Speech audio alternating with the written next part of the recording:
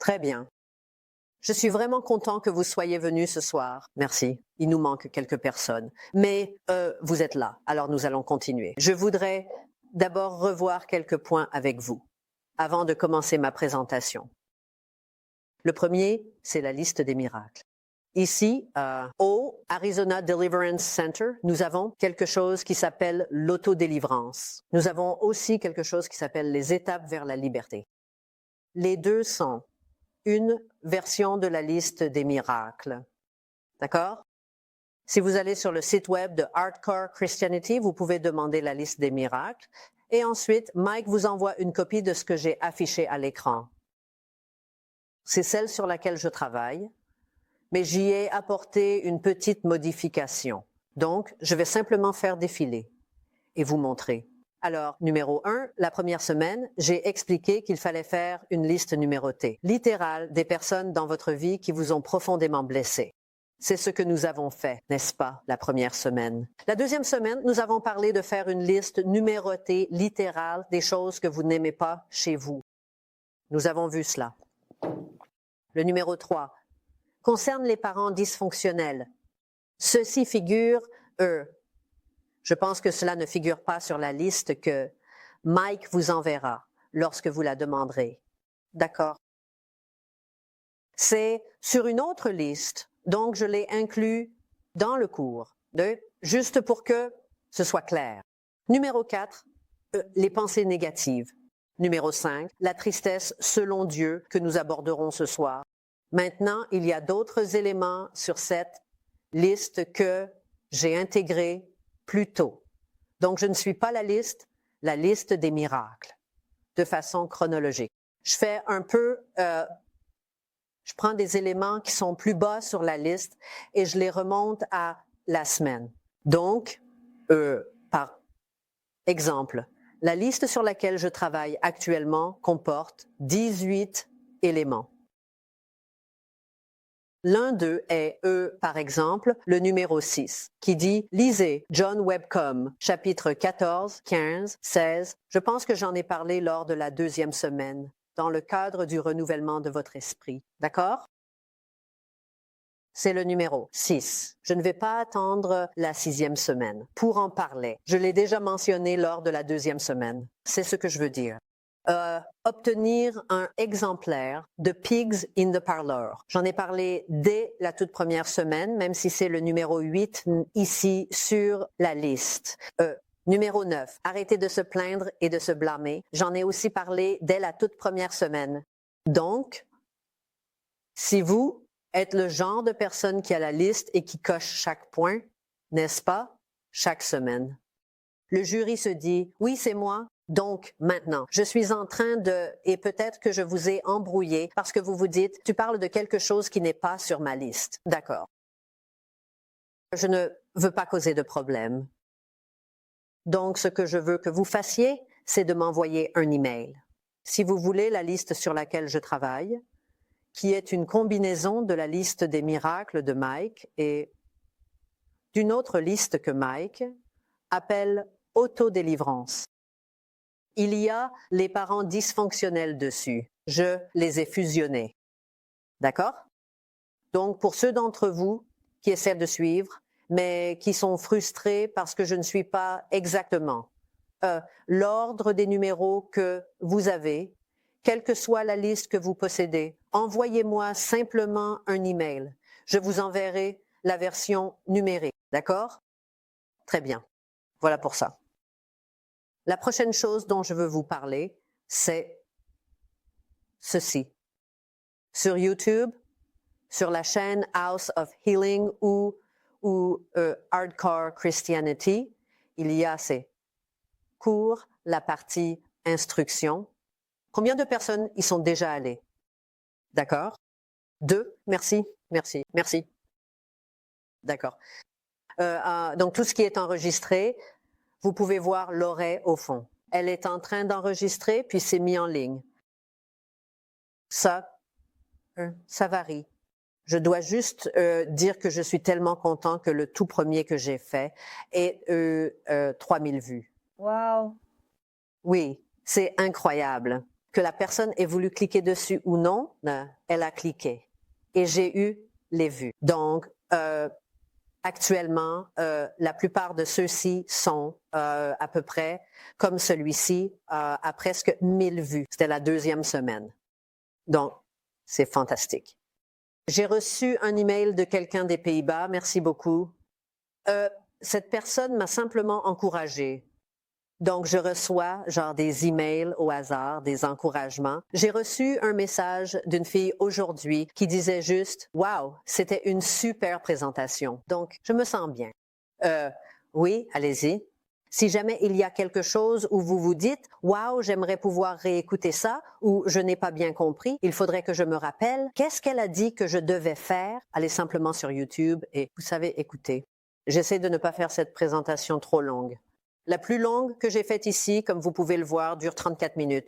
Ce soir, ce sera long parce que je vais faire une révision et aussi parler de ce qu'est le numéro 5 sur la liste. Enfin, le numéro 5 sur ma liste. D'accord? Donc, nous avons parlé de ça. Bien. Alors, ce n'est pas de ça dont nous parlons. Je dois revenir en arrière. D'accord. Donc, je vais devoir recharger ceci. Soyez patient avec moi, s'il vous plaît. Ce que je veux mentionner, c'est qu'il est impossible de commencer la liste des miracles et de terminer le numéro 1 en une semaine. Vous ne pouvez pas, ce n'est pas possible. D'accord? Donc, si vous vous sentez... quelqu'un m'a envoyé un message aujourd'hui en disant qu'il se sentait un peu dépassé. Ils ont l'impression d'être paresseux à ce sujet parce qu'ils ont du mal à suivre le rythme. Je leur dis, non, tu n'es pas paresseux. C'est quelque chose qui est censé se faire sur la durée. J'ai entendu Mike dire que la liste des miracles est censée se faire comme un cours à l'université. Peut-être travailler dessus 2 fois par semaine. Et cela devrait s'étaler sur 3, 4 mois, peut-être 6 mois, voire 1 an. D'accord? Oh, je n'ai même rien fait. Très bien. D'accord. Alors, soyez patient avec vous-même. Je prépare ces leçons en ce moment et je revisite un peu tout ça moi-même. Donc, très bien, voyons si on peut passer à la diapositive suivante. Alors, ce soir, je vais faire une petite révision, juste pour vous rappeler brièvement les semaines dont nous avons parlé, les numéros, les éléments de la liste des miracles, comme le numéro 1, pardonnez à ceux qui vous ont blessés. D'accord? Les pardonner à la manière de Dieu. Vous voulez quelqu'un... Donc les gens nous blessent continuellement, n'est-ce pas? On vient juste d'avoir un jour férié. Peut-être que vous vous êtes réunis avec votre famille ou peut-être que vous avez parlé à quelqu'un au téléphone et que quelqu'un a dit quelque chose qui vous a offensé. Ils vous ont blessé. D'accord? J'ai entendu quelque chose ce week-end et ça m'a blessé. Et c'était une information de seconde main. Et c'est encore... J'ai été offensée et j'ai dû travailler là-dessus parce que je n'aime pas la façon dont cette personne agit. Ça m'a blessée. En tant que chrétien, nous n'avons pas la liberté de garder rancune. Cela ne nous apportera rien de bon. Quand quelqu'un dit ou fait quelque chose qui nous blesse et que nous nous en offusquons, si nous y accrochons, alors cela devient... C'est presque comme si ça s'enfonçait dans notre âme et ça nous affecte. Et ensuite, nous agissons à partir de cela et nous sommes blessés et nous ne pouvons pas entendre Dieu. Donc,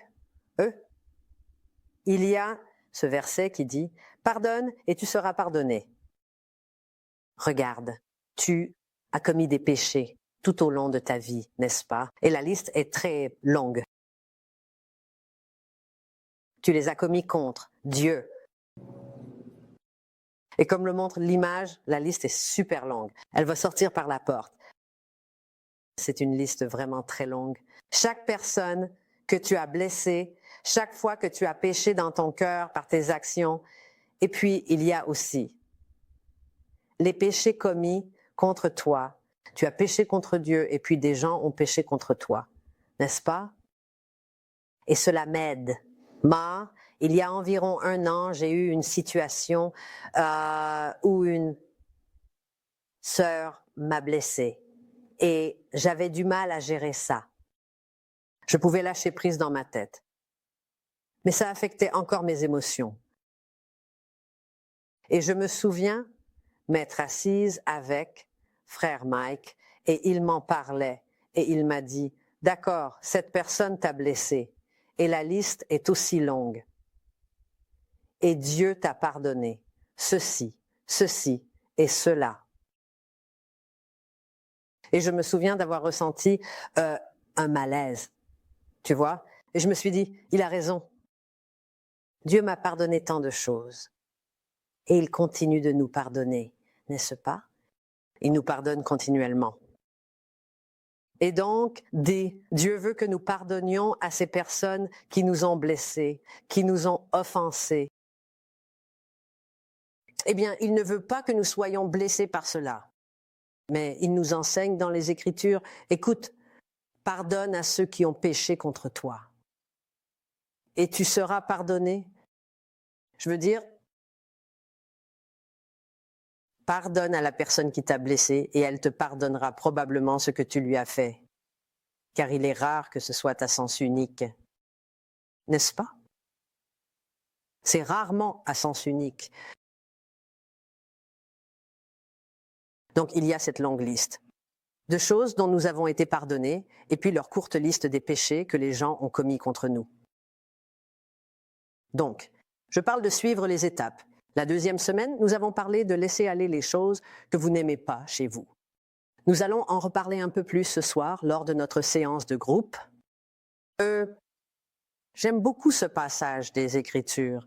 Matthieu 6, 14, 15 dit « Si vous pardonnez aux hommes leurs offenses, votre Père céleste vous pardonnera aussi. Mais si vous ne pardonnez pas aux hommes, votre Père ne vous pardonnera pas non plus vos offenses. » La prière du Seigneur. Pardonne-nous. Pardonne-nous nos offenses comme nous pardonnons aussi à ceux qui nous ont offensés. C'est partout dans les Écritures. Nous devons le faire. Et c'est un grand péché de ne pas se pardonner à soi-même. C'est la même chose.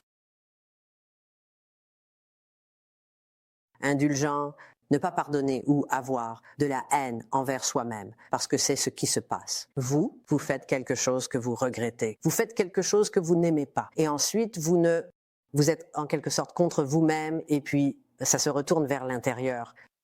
Et il y a beaucoup de maladies, je vais peut-être prendre 1 minute pour le dire, il y a beaucoup de maladies qui peuvent se manifester quand on ne se pardonne pas à soi-même.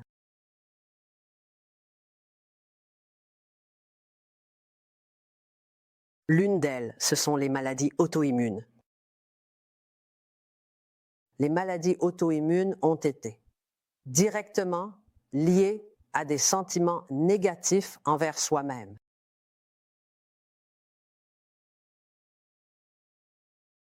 Alors, dans ma famille, nous avons des problèmes de peau.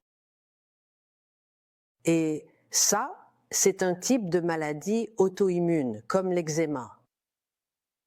Le psoriasis, d'accord.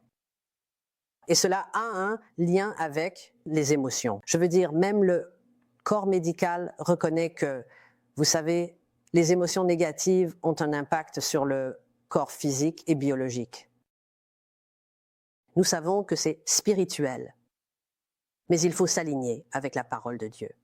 Pardonnez à ceux qui vous ont blessés et pardonnez-vous à vous-même parce que vous vous êtes blessé vous-même. Tu dois arrêter de te critiquer. D'accord, tu peux y repenser au cours du week-end dernier. Tu sais peut-être que les choses ne se sont pas passées comme tu l'avais prévu ou tu as fait une erreur. Arrête de te critiquer. Arrête de te blâmer. Arrête de blâmer les autres. Je veux dire, d'accord, tu fais quelque chose, tu dois en assumer la responsabilité, c'est bien, mais ensuite, il faut lâcher prise. Tu ne peux pas continuer à ressasser ça encore et encore comme le ferait un tyran. N'est-ce pas? Le tyran s'acharne sur toi encore et tu continues. Tu te fais ça à toi-même, tu te fais du mal.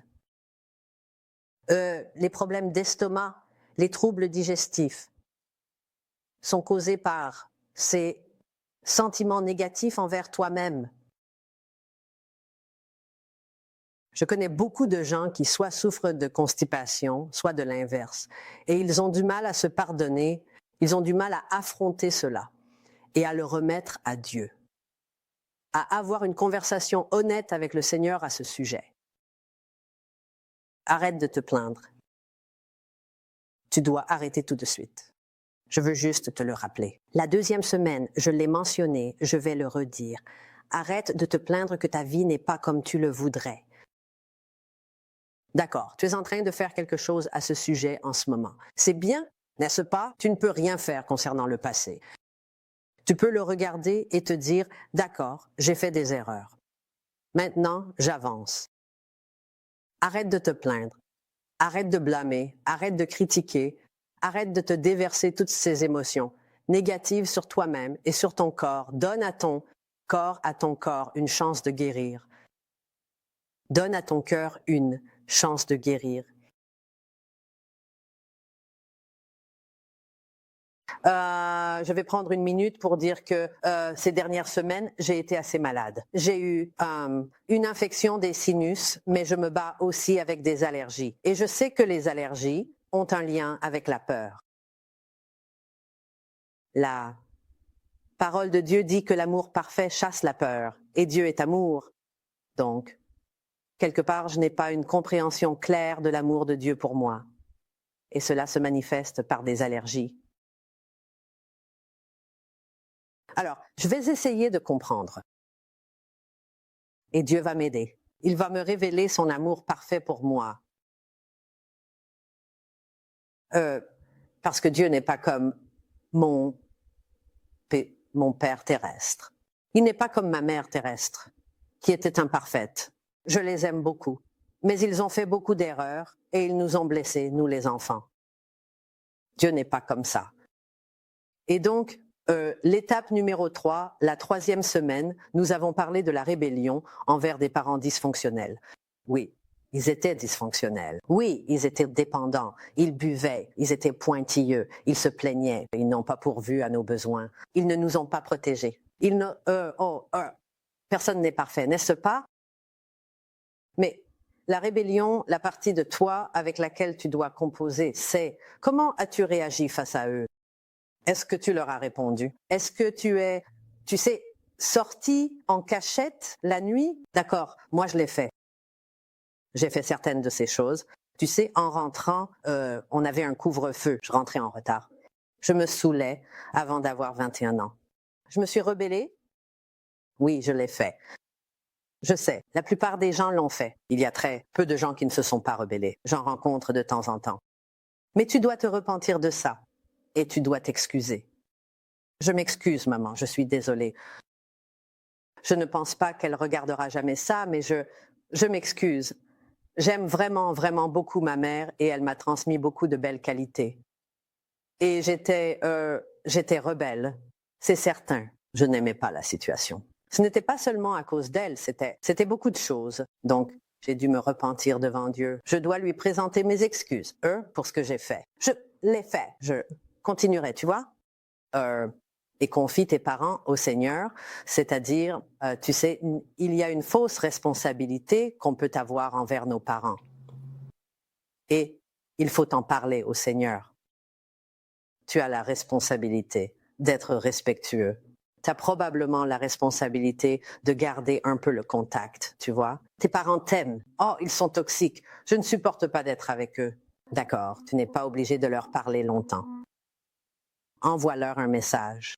Envoie-leur un email. Envoie-leur une carte. Voilà, tu n'es pas obligé d'interagir du tout. Mais au moins, tu montres un peu d'amour, tu vois. Parce la plupart des parents, ils ont fait de leur mieux. Je pense que la plupart des parents font de leur mieux Alors, honore-les. Cela ne signifie pas que vous devez être leur gardien. Ça ne veut pas dire que tu dois compenser toutes leurs erreurs. Tu vois, souvent, en tant qu'enfant, on veut compenser nos propres défauts en leur offrant des choses ou en subvenant à leurs besoins, mais en réalité, ce n'est pas ce qu'ils veulent. On ne peut rien leur apprendre. J'ai entendu dire qu'on ne peut vraiment rien apprendre à quelqu'un qui t'a changé les couches. Si cette personne t'a changé les couches, tu ne peux pas être son professeur. Alors, honore-les simplement, aime-les. Demande à Dieu de t'aider. Oh, voyons si je peux. Donc, c'était la 3e semaine. Honorer ses parents. D'accord. Continue à suivre les étapes. Semaine 4, on a parlé des pensées négatives, et par pensées négatives, j'entends des pensées négatives constantes, régulières. Il faut les observer. Il faut les attraper, les évaluer. Est-ce que cela vient de Dieu? Je veux dire, Dieu va te convaincre de pécher, et ça, c'est plutôt négatif. Et ce n'est pas agréable. Donc, ce n'est pas parce qu'une pensée n'est pas négative qu'il faut la rejeter. Et ce n'est pas parce qu'une pensée est positive qu'il faut la garder. Tu dois observer ce à quoi tu penses et regarder cela en te demandant, est-ce que c'est quelque chose à quoi je devrais penser? Est-ce que c'est utile? Est-ce que c'est bon? Est-ce que c'est pieux? Imaginations. La Bible nous dit de rejeter les imaginations, les mensonges, les imaginations de destruction. Certaines personnes, tout ce qu'elles peuvent imaginer, c'est comment tout va mal tourner. D'accord, rejette cela. Et certaines personnes imaginent comment tout va bien se passer. J'ai tendance à faire partie de cette catégorie. Vous savez, une sorte d'idée de grandeur. Tu dois examiner toutes ces pensées et te dire, attends une seconde. Est-ce réaliste? Est-ce que cela vient de Dieu? Est-ce biblique? Qu'est-ce qui se passe dans ma tête? Et tu remarqueras que si tu ne te sens pas très bien, réfléchis à ce à quoi tu pensais environ 5 minutes avant. Et tu pourrais trouver le coupable de tes sentiments négatifs. Tu dois arrêter de croire aux mensonges. Et tu ne peux pas identifier un mensonge si tu ne sais pas ce qu'est la vérité. Donc, tu dois être dans la parole. Et c'est vraiment utile d'avoir des personnes dans ta vie qui connaissent aussi la parole, parce que quand elles t'entendent parler, elles le remarqueront. Elles diront, attends une seconde, ça ne sonne pas juste. Attends une minute, ce n'est pas ce que dit la parole de Dieu. Donc, c'est vraiment bien, tu sais, d'être entouré d'autres chrétiens si tu le peux. D'accord. En guise de rappel, je veux juste mentionner le livre Pleno Spirits par frère Mike. C'est un livre qui parle en profondeur de la façon dont la pensée négative amène l'esprit à ne pas fonctionner correctement et que la maladie mentale en découle. D'accord? Ces pensées négatives constantes et régulières, la paranoïa, l'anxiété, la dépression, tout cela, ce sont des maladies mentales ou des caractéristiques de la maladie mentale. Et ce livre a beaucoup à dire à ce sujet. Donc, si vous ne l'avez pas lu, je veux dire, il n'est pas très long. C'est un peu comme un livret, mais il est très instructif. Et je vous encourage à en lire un peu. D'accord. Alors, ce soir, nous parlons du numéro 5, le don du chagrin selon Dieu. Le numéro 5 sur la liste des miracles est le suivant. Priez avec ferveur pour recevoir le don du chagrin selon Dieu. Toutes les personnes que vous avez pu blesser au fil des années et toute la douleur que vous vous êtes causée à vous-même, en réalité, c'est votre Père céleste que vous avez le plus blessé. Il a été blessé par votre comportement. Vous avez blessé son cœur. C'est une personne. Vous avez blessé ses sentiments.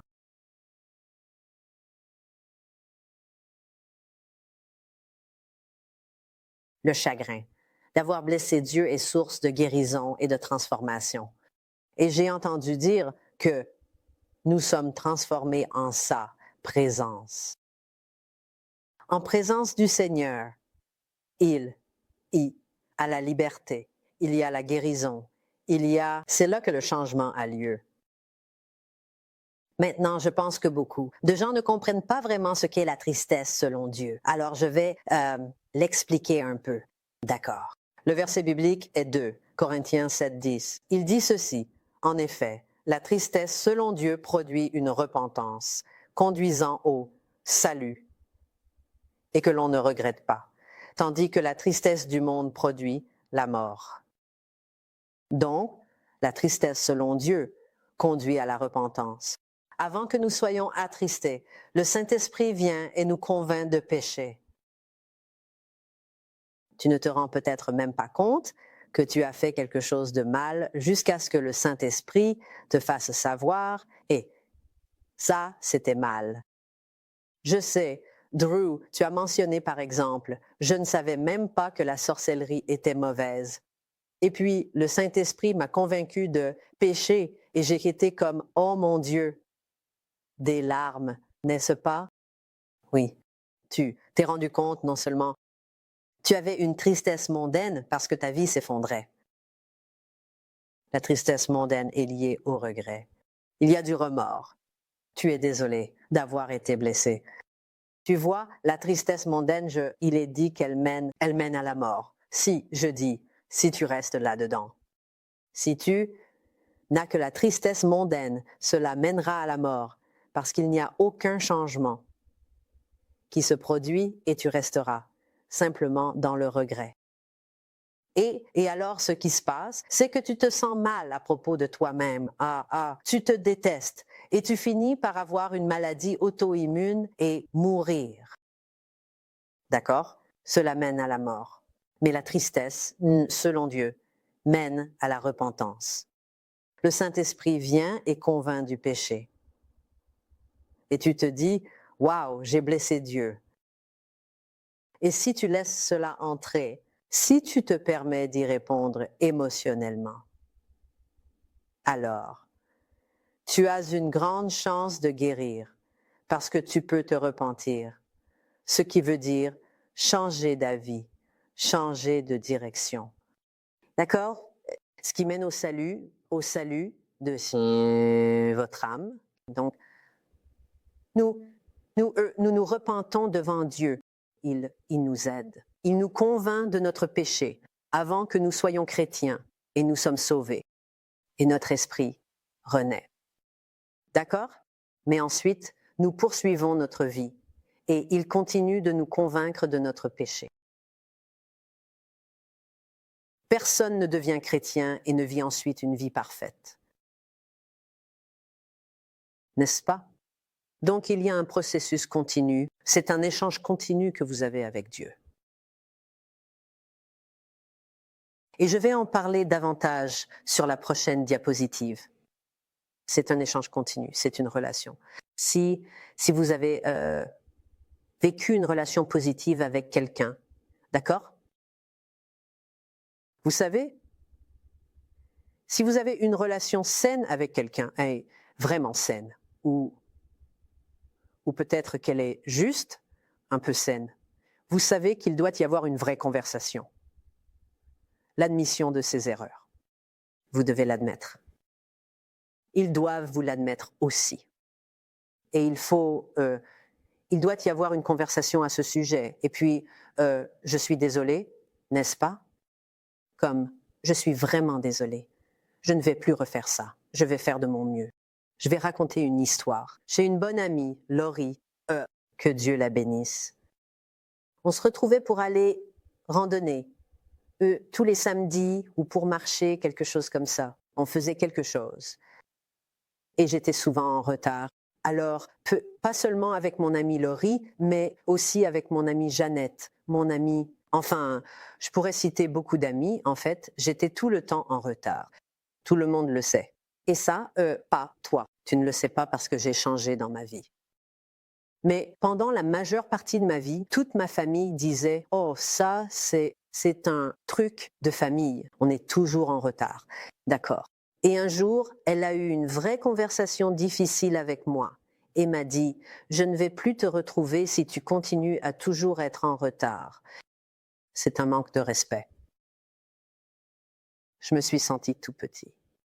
Je ne savais pas comment gérer ce genre de conversation conflictuelle parce que je n'ai jamais eu ça en grandissant. Ma mère était plutôt du genre à faire la tête en silence. Tu faisais quelque chose de mal, tu savais que tu avais fait une bêtise, mais elle n'en parlait pas vraiment avec toi. Silence. Je déteste le silence. Mais je n'ai jamais appris à genre en parler. Genre, comment tu gères les problèmes? Donc, par conséquent, j'ai eu beaucoup de relations ratées, ce qui était terrible. Tu vois? Donc, pour en revenir à cela, il y a le changement mondain, n'est-ce pas? Le chagrin mondain est au fond centré sur soi. Tu es contrarié parce que tu as été blessé. Tu es contrarié parce que tu as perdu de l'argent. Tu es contrarié parce que tu as perdu des biens. Tu es contrarié parce que la vie ne se passe pas comme tu le voudrais. C'est ça, le chagrin mondain. Il tourne autour de la douleur de se dire la cause à soi-même. Remords, regrets. D'accord. Je veux dire que le chagrin mondain n'est pas mauvais à 100%. J'espère que ça ne va pas déstabiliser qui que ce soit. Mais il faut reconnaître à quel point cela te fait du mal à toi-même. Mais très souvent, il y a, par exemple, lors d'une conversation avec mon amie avec qui j'avais l'habitude de faire des randonnées, elle m'a dit « Hey, tu es en retard et tu me manques de respect. Et si tu veux que cette partie de notre relation continue, que l'on se retrouve chaque samedi, qu'on parte en randonnée, qu'on marche ensemble, qu'on partage un moment, alors tu dois changer. » Eh bien, ça m'a blessée. La fin de la relation m'aurait fait du mal. Donc, j'étais motivée à changer. Maintenant, si je veux un vrai changement, comme ce qui s'est passé il y a quelques années, alors je devais changer parce que j'avais blessé Dieu.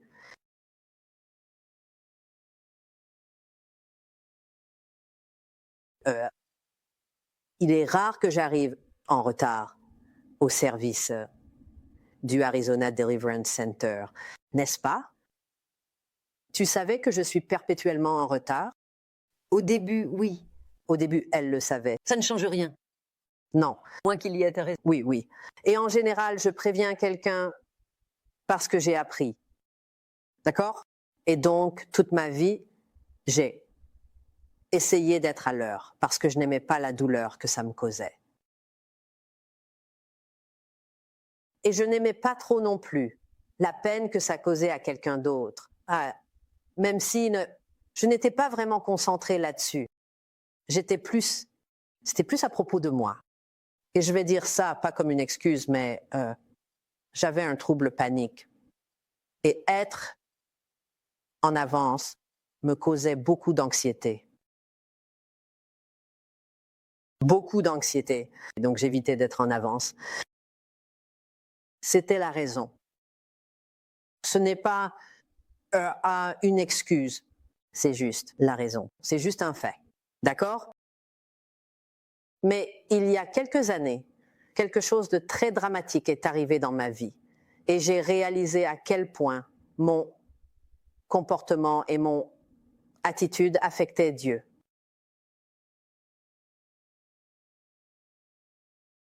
C'est à ce moment-là que j'ai compris. Je ne sais pas, c'était le Saint-Esprit. Il m'a donné une révélation sur la façon dont cela affectait le Seigneur et j'y ai cru. J'ai cru à cette révélation. J'ai accepté cette conviction de péché, je me suis repentie et j'ai dû continuer à changer ma façon de penser. Je devais continuer à changer ma façon de penser pour changer mon comportement. C'est ça la repentance. Ce n'est pas arrivé comme « Oh, je me suis repentie une fois, puis j'ai changé, et puis… » Non. comme Laurie vient de le dire, oui, au début, je savais que la ponctualité était un problème pour toi. Oui, c'était le cas. J'essayais encore de me rééduquer à ce sujet. J'essayais encore de renouveler mon esprit. J'en ai fait comme une règle. D'accord, tu dois partir 1 heure avant l'heure à laquelle tu dois être quelque part. 1 heure. Oh là là. D'habitude, je pars 15 minutes avant. Non, alors que je sais qu'il me faut une demi-heure pour y arriver. J'avais un système vraiment mauvais, terrible. Mais et donc, la tristesse, selon Dieu, est initiée par le Saint-Esprit. Tu ne peux pas la provoquer. Tu ne peux pas faire en sorte que la tristesse, selon Dieu, se produise. Vous pouvez coopérer avec le Saint-Esprit. C'est votre rôle. Coopérer, répondre. Quand le Saint-Esprit vous le rappelle, répondez. Parlez-lui. Il vous aime en tant que personne. Il n'a simplement pas de corps comme nous. Ce n'est pas une personne comme nous. Nous sommes à l'image de Dieu. Dieu n'est pas comme nous. Ainsi, la tristesse, selon Dieu, est initiée par le Saint-Esprit. Cela commence par la conviction, comme je l'ai dit. Par exemple, vous avancez dans la vie. Et pour moi, être en retard n'était pas vraiment un problème. Je savais que c'était un problème pour les autres, mais pour moi, ce n'en était pas vraiment un. Parce que si j'étais en avance ou à l'heure, cela me causait beaucoup d'inconfort émotionnel. Donc, je l'évitais. Être en retard me soulageait en quelque sorte de cette pression émotionnelle d'anxiété. Une fois que le Saint-Esprit, une fois que j'ai commencé à accepter la conviction du Saint-Esprit, parce que le Saint-Esprit avait déjà essayé de me convaincre auparavant. Il avait même envoyé des amis pour m'en parler. J'avais une amie, on se retrouvait pour faire des randonnées et elle me disait « Si tu n'es pas là, à 17h30, je pars sans toi ». Et une fois, elle est vraiment partie sans moi et j'ai dû, tu sais, accélérer le pas pour monter North Mountain. J'étais vexée qu'elle soit partie sans moi. C'était de ma faute. Que Dieu la bénisse. Jeannette, quelle femme de Dieu incroyable. Elle est restée ferme et elle m'a dit, tu sais, écoute, ce n'est pas correct de me traiter comme ça. J'apprécie. Et c'était Dieu qui parlait à travers elle pour essayer de me faire comprendre. Donc finalement, j'ai compris. Maintenant, j'ai compris. Donc tout commence par la conviction, puis tu réagis. Et tu pries et tu assumes tes responsabilités. Oui, j'ai fait ça. Je suis désolée, Seigneur. Et comme je l'ai dit, il y a un échange spirituel entre toi et Dieu. J'espère qu'il y aura des larmes. Je m'adresse à toutes les femmes ici présentes dans la salle. Les larmes viennent, laissez-les venir. Laissez-les venir. Parfois, tu ne pourras pas les retenir. Beaucoup des miennes sont venues dans ma voiture pendant que je conduisais. S'ils viennent, essayez de ne pas les combattre. Je sais que c'est inconfortable. Je sais que ça peut être humiliant, embarrassant, mais essaie. Si le Seigneur agit en toi et que ces larmes viennent, laisse-les couler parce que ça passe d'une dimension physique à une dimension spirituelle. Et c'est là que le vrai changement se produit. Et maintenant, tu es entré dans la tristesse selon Dieu. Et c'est là que tu peux être guéri. C'est incroyable. Quelques magnifiques versets. Psaume 56, 8.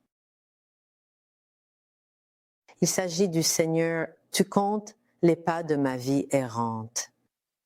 Recueille mes larmes dans ton outre. Ne les retiens pas devant le Seigneur.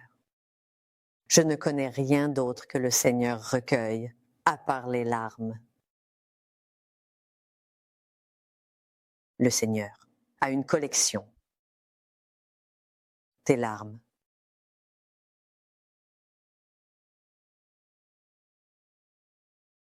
Il apprécie cela. Il accorde de la valeur à notre attention et il accorde de la valeur à nos larmes. C'est très précieux. L'or, pas tant que ça. C'est du matériau de construction au ciel. Mais tes larmes, waouh! il les recueille. Cela n'a pas de sens pour nous, mais Dieu est différent de nous. Voici une autre écriture, Apocalypse 7, 17, car l'agneau qui est au milieu du trône les paîtra et les conduira vers des sources d'eau vive, vers des fontaines d'eau vive, et Dieu essuiera toute larme de leurs yeux. Ceci se passe au ciel. Pendant que nous sommes ici sur terre, je suppose qu'il les recueille, et une fois que nous arrivons au ciel, il prend soin de nous, les essuyant. Elles sont très importantes pour lui. Nous sommes très importants pour lui. En voici une autre, Apocalypse 21, 4. Dieu essuiera toute larme de leurs yeux. Il n'y aura plus de mort, ni de tristesse, ni de pleurs. Il n'y aura plus de douleur, car les choses anciennes ont disparu. Ici sur Terre, nous faisons l'expérience de toutes ces choses. Espérons-le, pas toutes en même temps, mais vous savez, parfois, ça arrive quand même. Mais il viendra un jour où nous ne vivrons plus ces choses-là. Je ne sais pas à quoi cela ressemblera, mais ça a l'air plutôt bien. J'ai versé beaucoup de larmes. Je dois avoir une très grande bouteille au paradis. Et toi?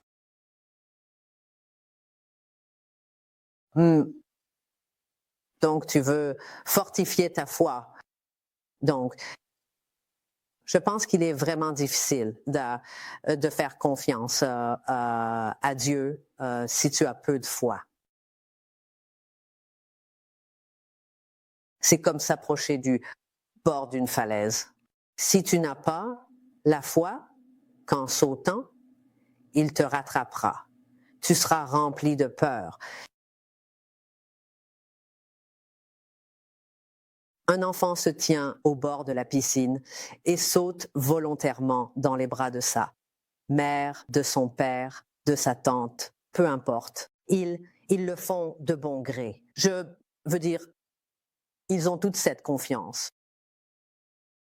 Il nous est dit dans Jude, chapitre 1, verset 20, que nous devons fortifier notre foi. Chacun a reçu une mesure de foi. Comme tout le monde a des muscles, n'est-ce pas? Tu peux les développer. Il faut travailler pour ça. Et que dit-il? Vous édifiant vous-même sur votre foi très sainte et priant dans le quoi? Saint-Esprit. C'est prier en langue.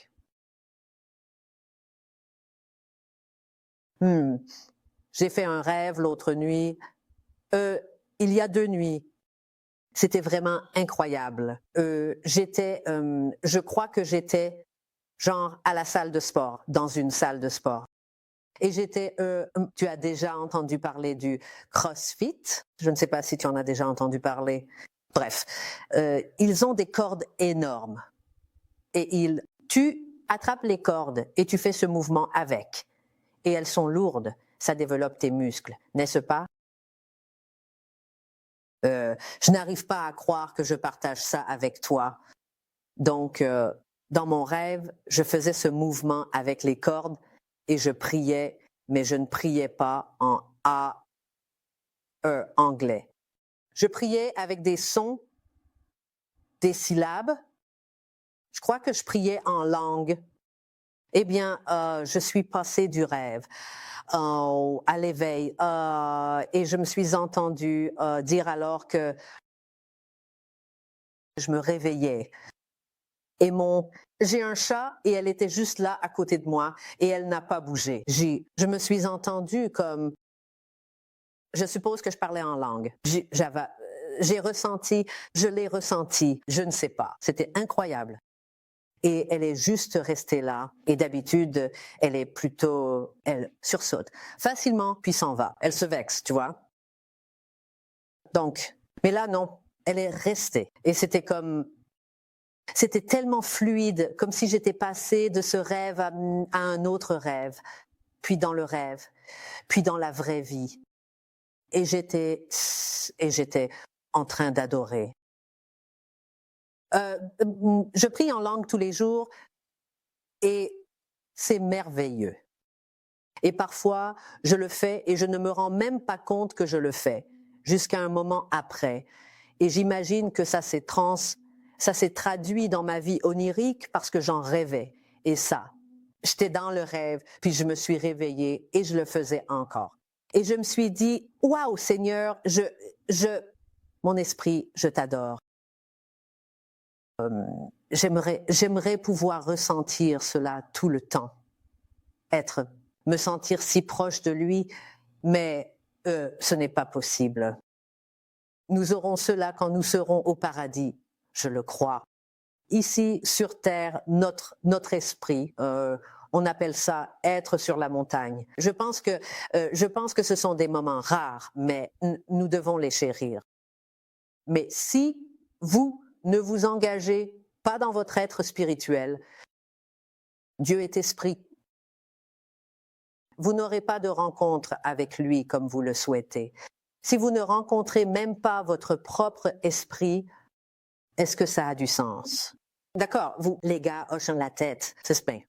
Donc, je veux vous encourager à continuer de fortifier votre foi. Aussi, la communion fraternelle. Regardez ce qu'il est écrit. Hébreux 10, 24 et 25. Veillons les uns sur les autres pour nous inciter à l'amour et aux bonnes œuvres, n'abandonnant pas notre assemblée, comme c'est la coutume de quelques-uns, mais nous exhortant mutuellement. Et cela d'autant plus que vous voyez s'approcher le jour. D'accord, je l'entends tout le temps. Oh, Jésus revient, nous sommes dans les temps de la fin, ce sont les derniers jours. D'accord, je le crois aussi. Eux aussi, ils y croyaient.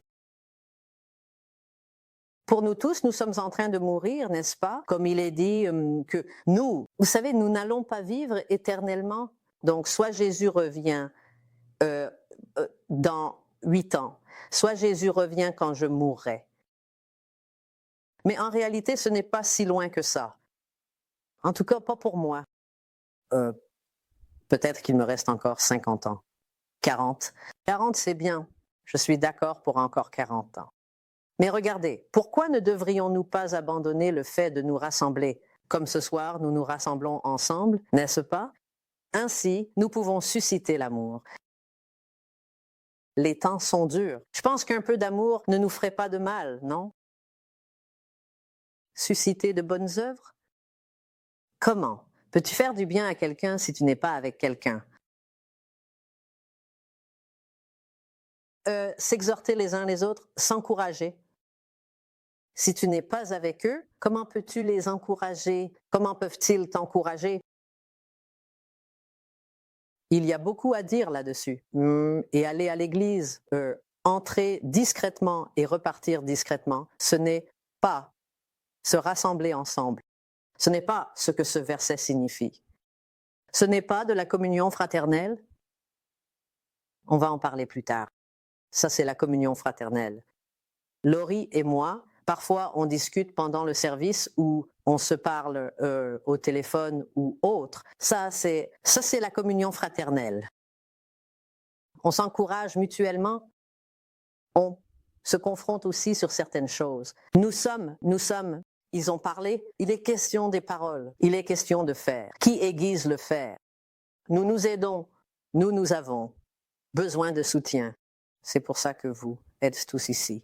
Vous avez besoin de soutien. Moi aussi, j'ai besoin de soutien. Et c'est pour ça que j'ai créé ce cours, moi, parce que je me suis dit, waouh, nous avons besoin de soutien. On en reçoit un peu, mais il nous en faut plus. Alors, je veux vous encourager. Si vous ne faites pas partie d'une communauté, si c'est la seule que vous avez ici, le mardi dans votre vie, ce n'est pas grave. Au moins, vous êtes là, non? Vous avez quelque chose. Mais quand ce cours sera terminé, assurez-vous de rejoindre, de faire partie d'autre chose. Ils ne penseront pas tous comme nous pensons ici. Ils n'auront pas la même révélation que vous. Ce n'est pas grave. Ils ne croient pas à la délivrance. Ce n'est pas grave. Vous voyez? Ce n'est pas un problème. Oh, ils sont baptistes. Vous savez, ce sont de bonnes personnes. Ils adorent cuisiner. C'est sympa. Je veux dire, vous savez, peu importe. Quel que soit le groupe, église, études bibliques, peut-être une réunion à la maison, d'autres chrétiens. Peut-être que c'est votre famille, vous voyez. S'encourager, s'aimer les uns les autres, faire du bien pour eux. Exercer les dons que Dieu a placés en vous pour vous encourager mutuellement. Donc, la communion fraternelle, n'oubliez pas cela. J'aimerais savoir quelle est la prochaine diapositive parce que ça prend un peu de temps. D'accord, numéro 17. Donc, c'est sur la liste des miracles que j'ai. C'est le numéro 17, c'est sur l'autodélivrance, cette autre liste, tout en bas. Je voudrais en parler un instant. Restez avec ce programme. D'accord. Donc, je parle depuis l'Arizona Deliverance Center et je le précise pour YouTube, pour les gens sur YouTube. Nous sommes à l'Arizona Deliverance Center, que Mike Smith a commencé ce ministère il y a 20 ans et il enseigne. Il enseigne la parole de Dieu et il fait un excellent travail, mais il l'enseigne du point de vue d'un conseiller. Tout est basé sur la relation, ce qui, personnellement, me semble être la seule façon de lire la Bible. Mais ça, c'est juste mon avis. D'accord? Je suis conseiller, donc ça a du sens pour moi. Dieu est centré sur les relations. Jésus était centré sur les relations. Et dans la Bible, on lit à propos des familles, des relations, des conflits, des réconciliations, des séparations. Et je veux dire, tout tourne autour de la vie normale, non? Donc, pendant que vous êtes ici, je veux vous dire de rester avec nous. Ne regardez pas. Juste pour secours, ne regardez pas d'autres ministères de délivrance, ni d'autres ministres de délivrance. D'accord? J'éviterai les autres appels Zoom qui ne sont pas liés à l'Arizona Deliverance Center. J'éviterai les autres enseignements sur YouTube, les groupes Facebook. J'éviterai cela parce que cela ne fera que vous embrouiller. Chacun a sa propre compréhension des Écritures. Chacun a sa propre compréhension de la façon dont la délivrance fonctionne et se déroule. Et tout le monde est en cheminement, n'est-ce pas? Nous sommes tous, et donc nous faisons la même chose ici. Alors restez simplement avec nous, restez avec cette liste, restez avec moi et Laurie, restez avec Mike, restez avec les soirées du jeudi avec Rick et l'appel Zoom si vous y participez. Tenez-vous-en à un seul type d'enseignement et tirez-en tout ce que vous pouvez. Et ensuite, si vous sentez que vous avez besoin d'y ajouter quelque chose, alors, bien sûr, par tous les moyens, aventurez-vous. Mais si vous ramenez des informations vous savez, ce ministre de délivrance et que vous participez à cet appel Zoom tous les vendredis et à celui-ci les mardis et à un autre les mercredis, un autre les samedis et un autre les dit, vous voyez ce que je veux dire? Ça devient confus parce qu'il va y avoir des contradictions. Il y aura forcément un conflit à un moment donné. Et alors, vous allez perdre confiance. Alors, restez simplement avec nous. D'accord? Restez ici et si vous êtes déjà passé par la délivrance, et je sais, si vous avez vécu une délivrance en dehors de l'Arizona Deliverance Center, je veux que vous laissiez de côté ce que vous avez appris, que vous laissiez de côté ce que vous avez vécu, d'accord? Et recommencez avec nous en utilisant la liste des miracles, d'accord? Et j'espère même que nous pourrons faire un peu vous savez, de délivrance ici dans notre cours. D'accord? Voilà, c'est tout ce que j'ai à dire. Je voudrais quand même préciser ceci. Si vous voulez la liste sur laquelle je travaille, comme je l'ai dit, j'utilise la liste de Mike, il en envoie une. Nous avons des copies ici au centre. Mais il y a deux versions différentes, l'autodélivrance, les étapes vers la liberté, et puis il y a la liste des miracles. Bref, j'ai tout rassemblé. J'ai une version numérique. Si vous en voulez une copie, envoyez-moi un email. Je vous l'enverrai. D'accord? Oui. Très bien. C'est tout. Merci de m'avoir écouté. Je sais que ça a été long ce soir. Je vous en suis reconnaissant. Très bien. Merci.